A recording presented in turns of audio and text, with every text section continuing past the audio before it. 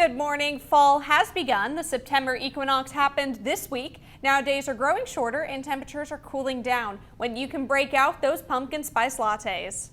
Plus, Campus Clinic Ball Save is offering flu shots today. It's part of a committee to maintaining health on campus, where and when you can roll up your sleeve. And rain returns this weekend. Our weather team will time out what you can expect, so get the coffee ready and open up those eyes because you're waking up with Cardinal weather.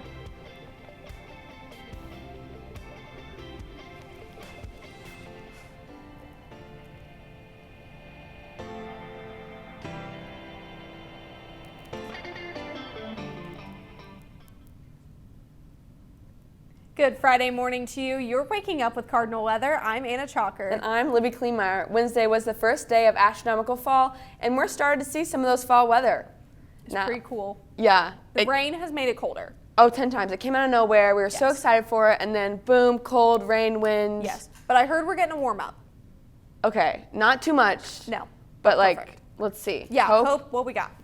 Yeah, those cooler temperatures have been sticking around.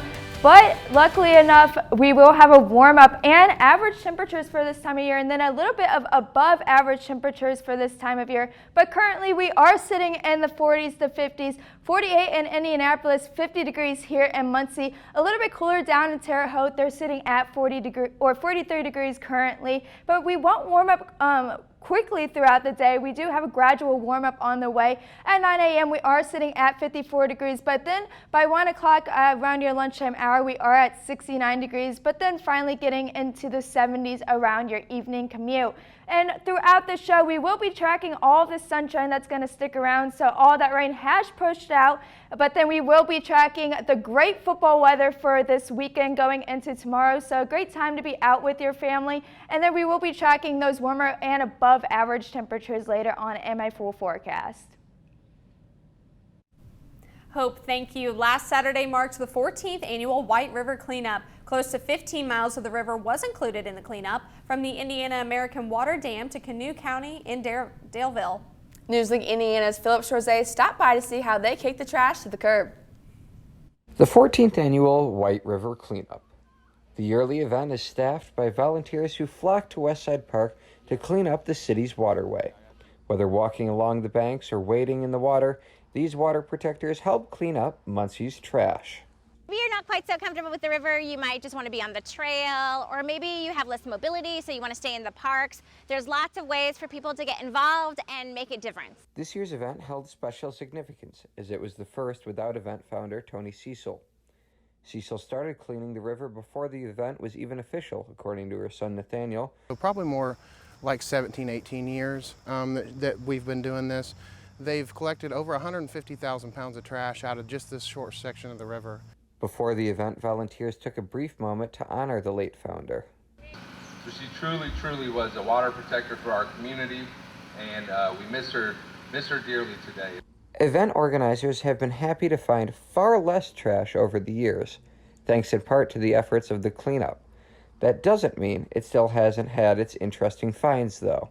So we have found pottery and art and things that you just want to know, what is the story? That I've pulled out was a gun. I found a gun one year underneath the High Street Bridge.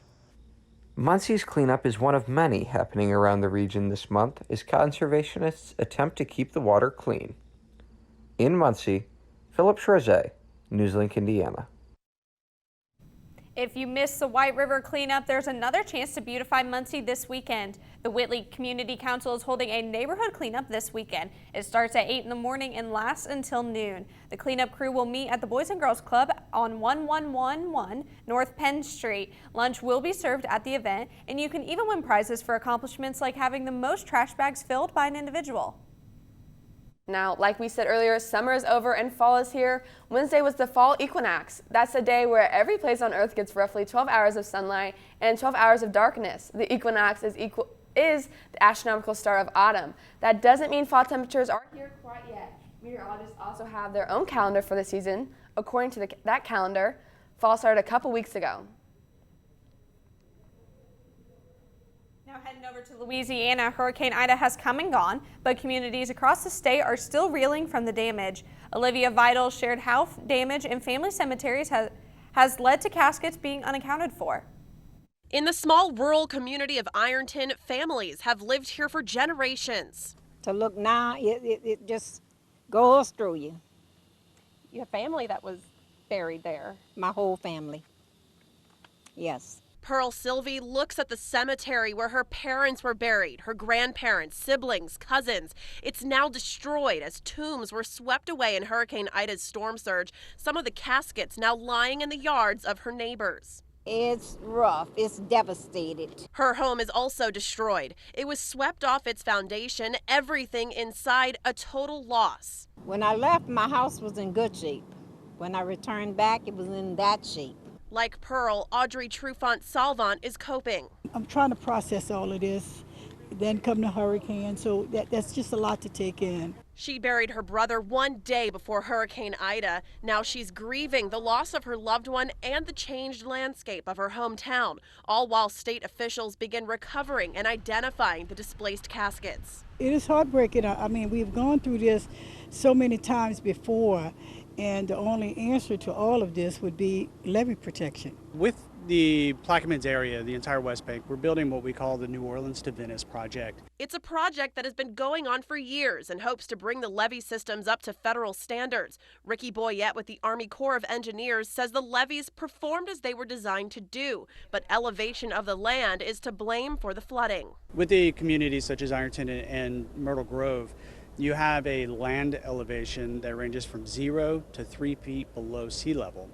What we are going to do is we're going to come in and we're going to build a levee that ranges from 10 feet to 14 feet. Something he says will significantly reduce risk to towns like this from storms like Ida. And while Ironton is pieced back together. So this is home, and I plan to return.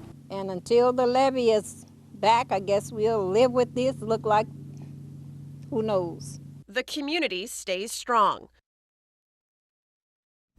The state of Louisiana is responsible for identifying and recovering displayed caskets. Many of the caskets may have identifying features like nameplates. Nameplates were mandated after Hurricane Katrina in 2005. And it's been 4 years since Hurricane Maria made landfall in Puerto Rico, and the region is still working towards that recovery. In the aftermath of the hurricane 4 years ago, nearly the entire population of 3 million American citizens were left without electricity. The region had already been hit by a different hurricane just 2 weeks earlier. At that time, it was estimated power would not fully be restored for up to 6 months. Today, thousands of homes still have not been repaired. At a press conference Monday, Democrat Senate Majority Leader Chuck Schumer called the disaster relief response shameful. If climate change is left unchecked, we know that Puerto Rico will suffer, so much so, maybe more than anywhere else in the United States. So we must invest in the resiliency of Puerto Rico. Hurricane Maria was the first Category 4 hurricane to directly impact Puerto Rico in 85 years. Now over on the West Coast, wildfires are continuing in California. The state is still experiencing a long-lasting drought. This video shows smoke from the KMP complex fire in Sequoia National Park. The park has been using flame-resistant wrapping to help save the giant sequoias. The fire was sparked by a lightning strike 2 weeks ago, and that has burned more than 33,000 acres. Currently, over 1,500 firefighters are battling the wildfire. Evacuation warnings are being issued across the county, and the last check, the fire was 0% contained. And a volcano on an island in Spain has now been erupting for 5 days straight. Over 5,000 people were evacuated after the eruption. Officials say that lava damaged some houses and cut off at least one highway. In some areas, the lava stands up to 38 feet tall. Now, no injuries were reported, but the Canary Islands Volcanology Institute says that more than 25,000 earthquakes have been detected in the 9 days before the volcano erupted. The last majority eruption from that volcano was 50 years ago. Just ahead, you can get your flu shot on campus today. We'll tell you where and when. And that's after your weather now.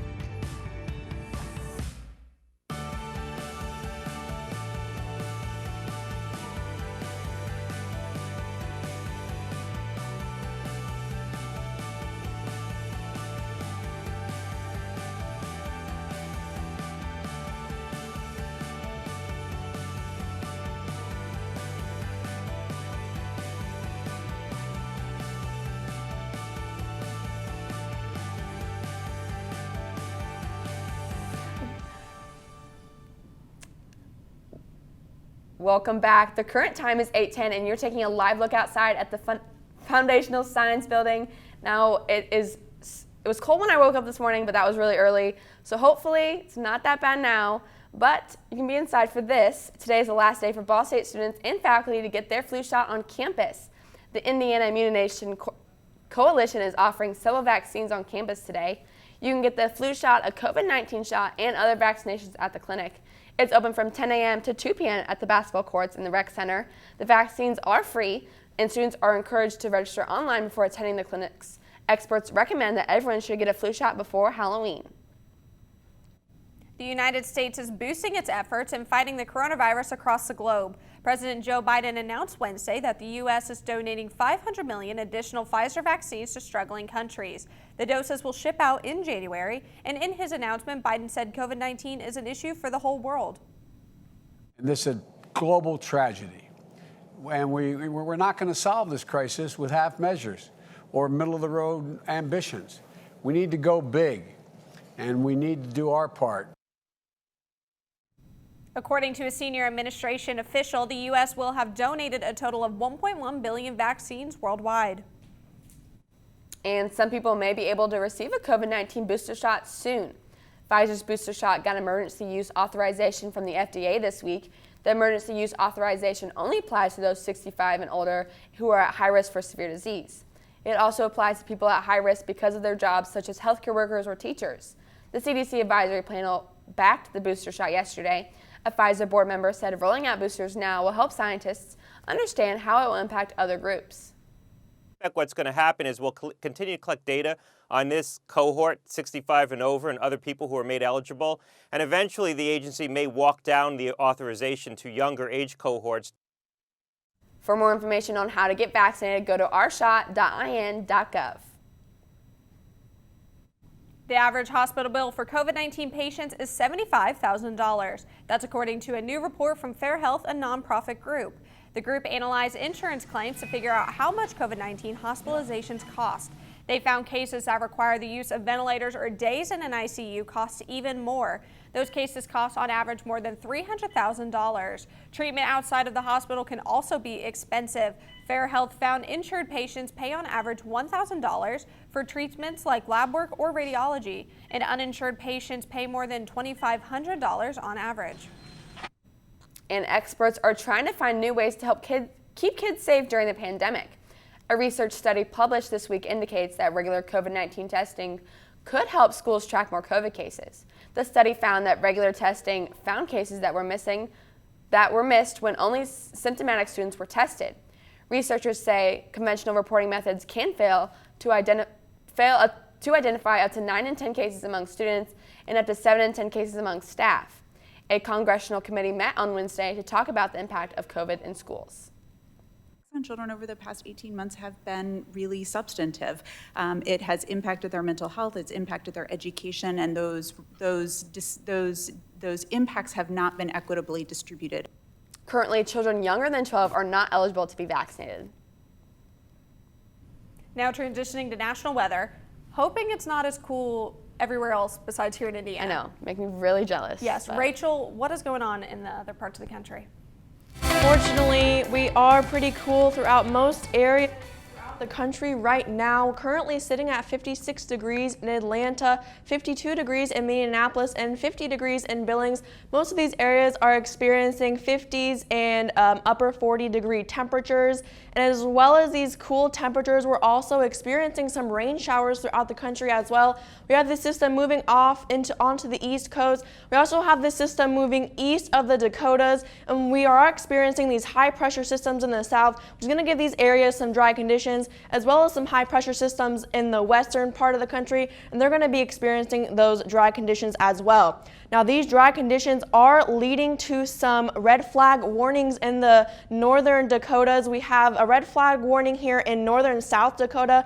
That's going to mean that there are some fair conditions for some wildfires throughout the day today. And we also have a fire weather watch here in Wyoming. That's going to mean that conditions are probable for some wildfires as well. And in California, they are under high ozone levels right now. It is advised that people stay inside so that they are not impacted by those high ozone levels. Looking at those high temperatures today, we're going to see 77 degrees in Kansas City, 86 degrees in Dallas-Fort Worth, 94 degrees in Las Vegas. They're pretty hot there, but we're going to be in this mid-70s, upper 70s over here on the eastern part of the country.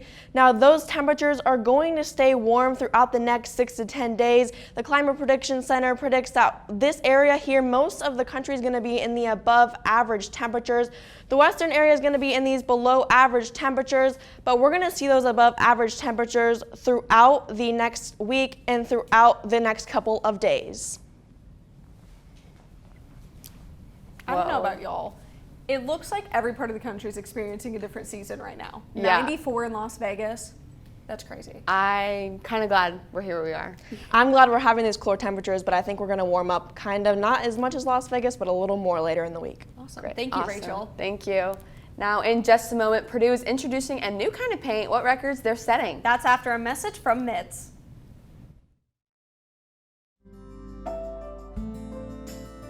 Riding the bus is an easy thing to do. Last year, we carried 60,000 riders from the Ball State area. 50,000 of those were students.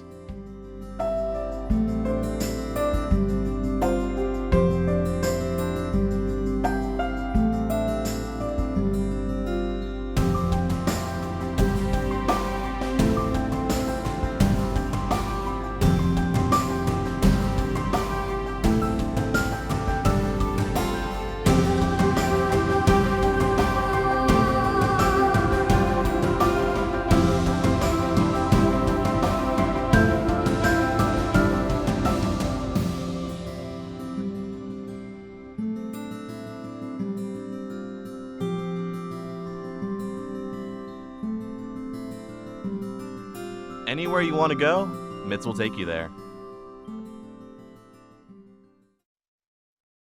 Welcome back. Researchers at Purdue University have created the world's widest paint. Yes, now take a look at these two tiles. Now they may look similar in color, but one is actually wider than the other. The paint was even made into the Guinness World Records book. Researchers say that paint can help fight climate change. It was made to reflect 98% of sunlight, while most paint only reflects up to 80%.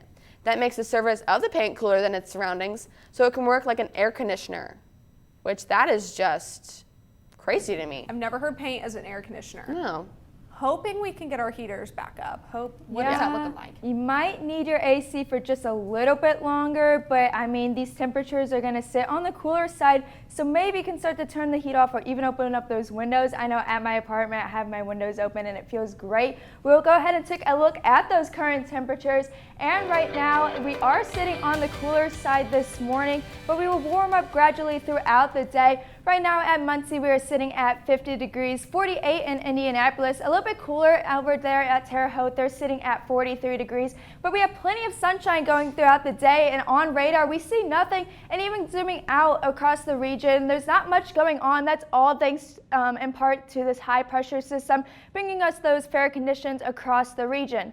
Now going into tonight and into tomorrow morning, we will see some clouds and some precipitation moving into the area. So around 11:30 tonight, you can start to see those clouds making its way into the area. But then by early tomorrow morning, that system really starts to move into the area, bringing us some rain showers, and we could even have some heavier mixed precipitation. But then by afternoon hours, we do clear up again and having plenty of sunshine throughout the day. Going across the day today, though, plenty of sunshine for your afternoon. At 9 a.m., we're sitting at 51 degrees, but warming up gradually to a high of 73 degrees by 5 p.m. Going across the night tonight, those clouds do start to increase, and we reach a low of 56 degrees, but those winds on the calm side coming out of the south at 5 to 10 miles per hour.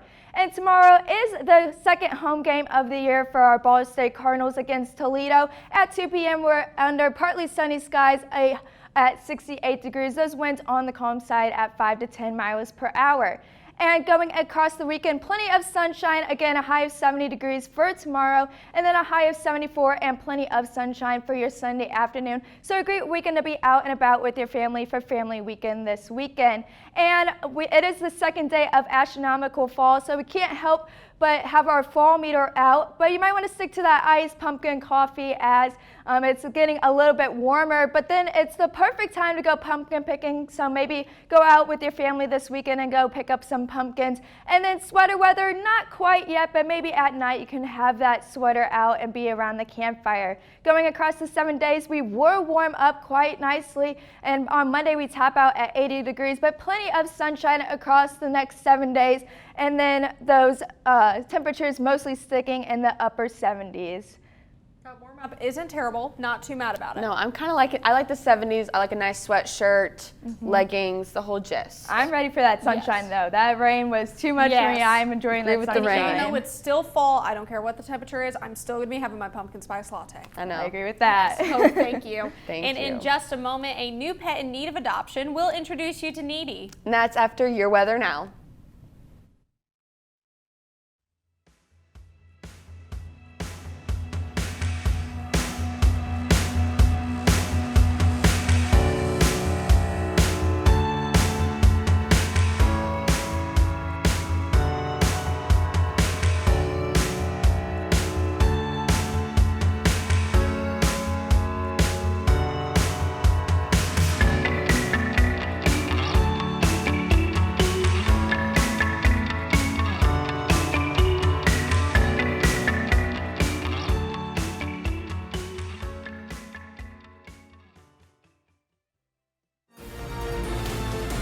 From the heart of Ball State to the heart of your community, NewsLink Indiana brings you local and state news you care about.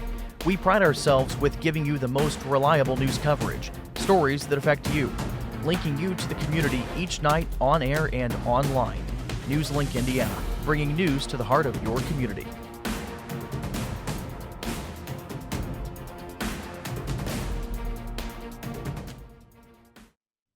Welcome back. We're midway through hurricane season. There have already been several devastating storms this year. But where do hurricanes happen and how are they formed? Ryan Hill breaks down the science of hurricanes this morning. Good morning, Cardinals, and happy Friday. I'm Cardinal weather forecaster Ryan Hill, and with the impacts of Hurricane Ida fresh on our minds, especially now since we've had an additional storm, that'll be Nicholas, that hit Texas. We would like to delve into where these come from, what forms them, what makes them tick. Let's dive under the hood of tropical cyclones and break down the science of them. Well, where do they form? How do they form? Let's start out here. This particular map shows you the main development regions that are associated with where these storms are able to really flourish. Now, these orange regions right here give us where we have the maximum convergence. You see this black line here? It's the equator. And at the equator, you have two things called Hadley cells, where you have rising air associated with warmth at the surface, and that has everything to do with the seasons. You have the sun beaming directly at a certain point given a particular month or season. So that means these areas would light up with development during the summer here in the northern hemisphere, and their summer, which is our winter, in the southern hemisphere. This is where you get those cyclones that form around Australia and even hit Madagascar, portions of that region. Now, typically, where do they go and why? Well, we have the Coriolis force, and that has something to do with a deflection of the wind path north of the equator, and that's got everything to do with the rotation of the Earth. And sometimes you'll get a high pressure or a low pressure that deviates this path, and you get a storm stuck, like by Texas in Hurricane Harvey in 2017. Now, typically, what do these things look like? When you have a fully formed hurricane, you have these towers of thunderstorms leading up to the eye wall here. This is the most dangerous part of the storm. And in there you have a swath of very dangerous winds, and that is all associated with how healthy the storm is. Typically, if you get a nice major hurricane, or not so nice in our case, you have a nice eye wall right here, a very clear eye where there's a lot of sinking air. You've got a low pressure system, something closed off, and it's breathing in via these inflow bands right here and out via this outflow. These little hairs on the head of the storm are cirrus clouds. Cirrus clouds that are ejecting from the top of these mean thunderstorms right here that you typically don't want to be under or mess with unless you're a hurricane hunter during a typical major hurricane like Ida. Wow. So, what does this mean for us? Well, sometimes, as you see right here, they might deflect just right around a high pressure system, and we get the remnants. Thinking about something like, say, in 2008 with Hurricane Ike, that was a nasty windstorm. And some of the times the story is flooding, major flooding along the Ohio River from one of these bad boys coming up that river. So, that's what it means for you. What are we expecting out in the future? Anything like that ahead? Well, check out our weather forecasts anytime. In the meanwhile, back to you guys in the studio.